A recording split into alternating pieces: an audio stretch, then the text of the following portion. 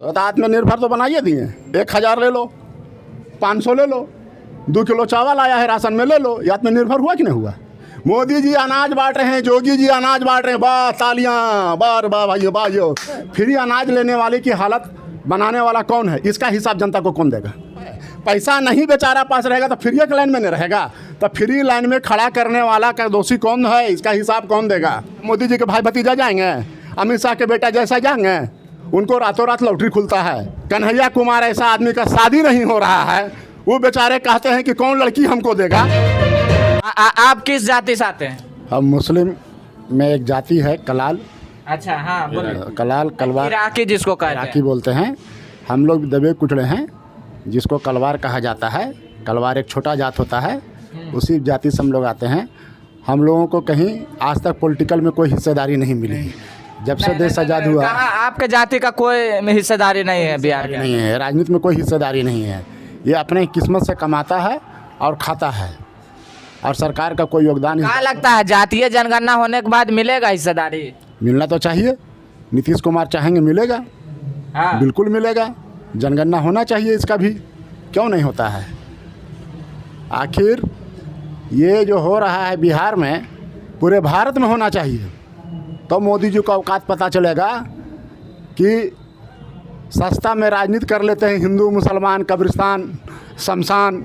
जितना ताकत मोदी जी अगर लगा देते हैं,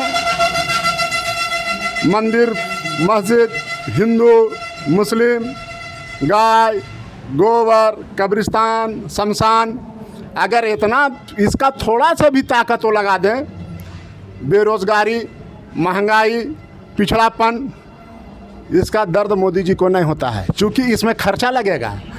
ऐसे बात नहीं बोलिए सर जी। कहते सबका साथ, सबका विकास और सबका विश्वास भी, तीनों चीज जुड़ गया है भाजपा के साथ में, और सबका विनाश भी है। देखिए, तो आप अपना बात रखें। अपना बात कैसे रख रहे हैं? अपना बात रखें। नहीं, सबका साथ सबका विनाश, समझा ना? सबका विनाश।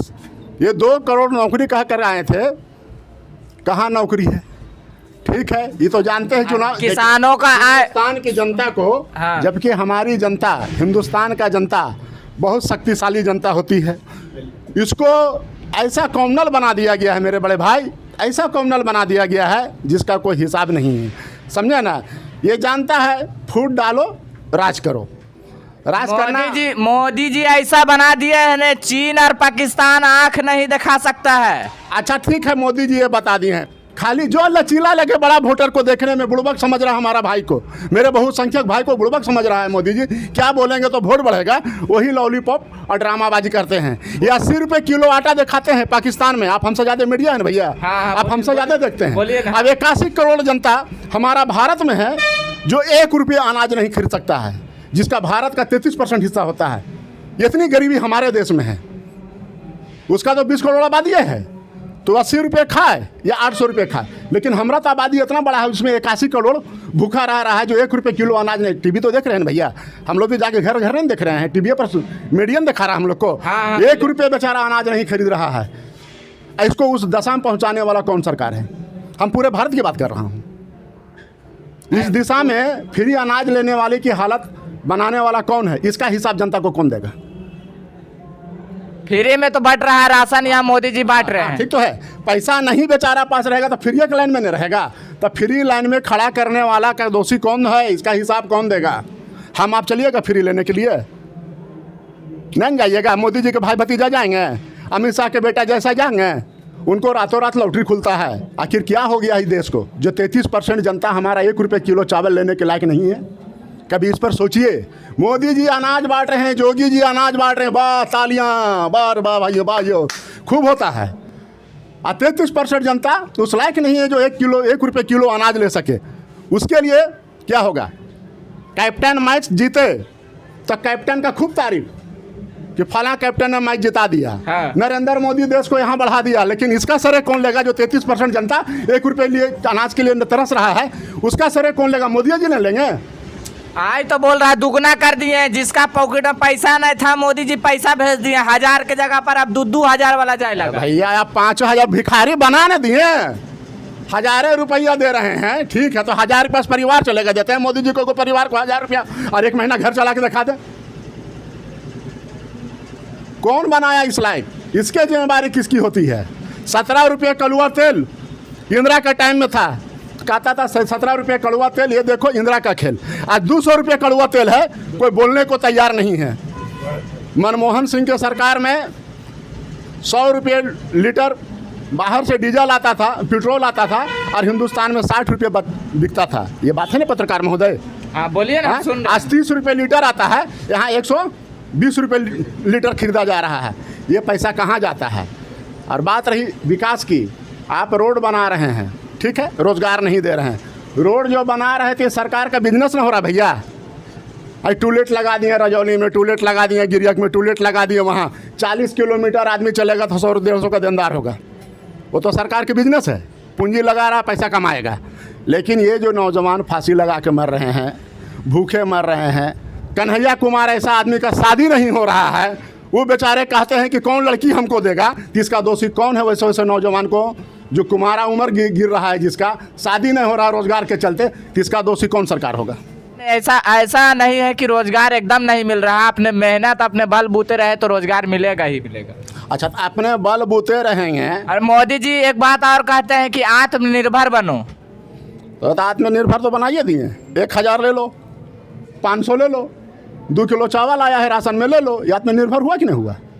उन्हीं पर निर्भर करो, वोट उनको दो। 81 करोड़ जनता चूँकि फ्री राशन दे रहा है, ये माहौल बना दिए हैं।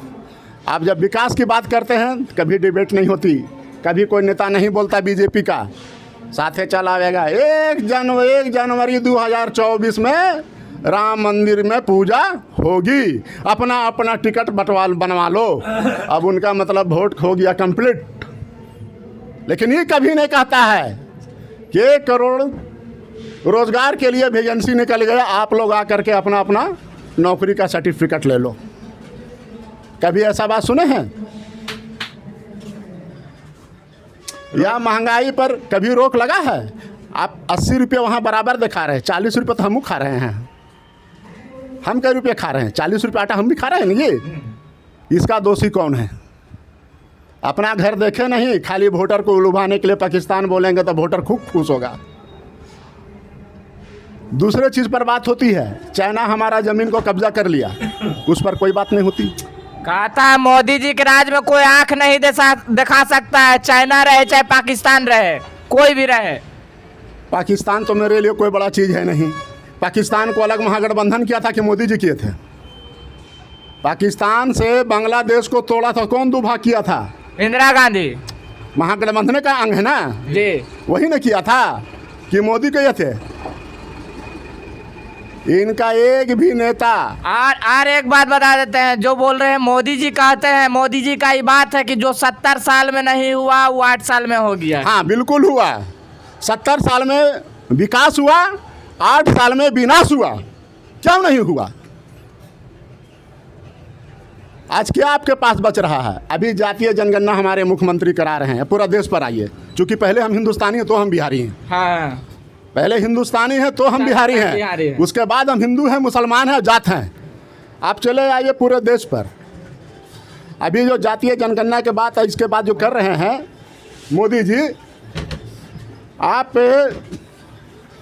हम देख रहे हैं सबसे बड़ा स्टेट कोई भी देश हमारा देश में है, कितनी परेशानी है।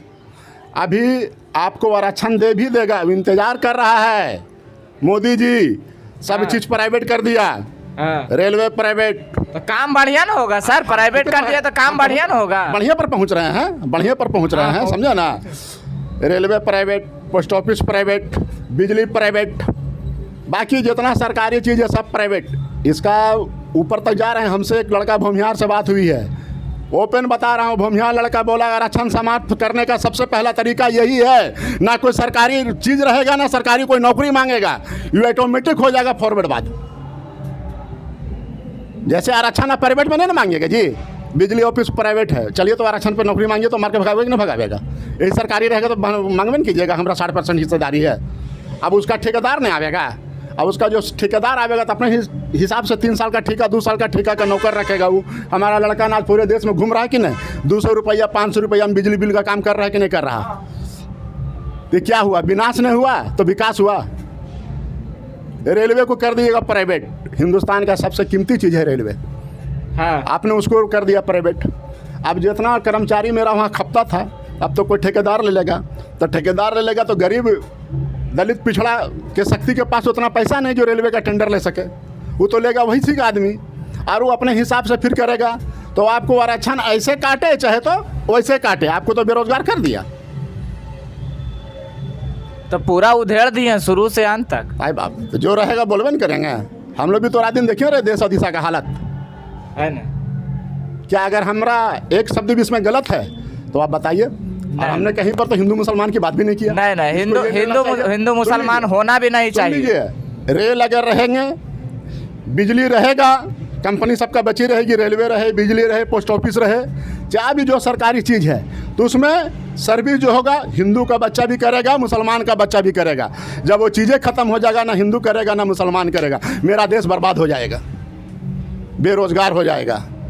चंद लोग अडानी और अंबानी के लोग ही राज करेंगे। 2 और 2 4, अमित शाह, मोदी जी भाजपा, अडानी अंबानी 2 भाई, 4 आदमी ही देश में रहेंगे, बाकी सब अच्छा, बर्बाद। एक बात और हम पूछ ले, आप कोई पार्टी में भी हैं क्या? कोई पार्टी में नहीं।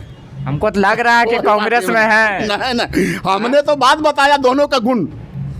70 साल में कितना बर्बाद किया और 8 साल में कितना विकास किया। उसका बनावल चीज सबको बेच खोज के धर दिया ये। हाँ, तो चलिए, बहुत अच्छा लगा इनसे बातचीत करके।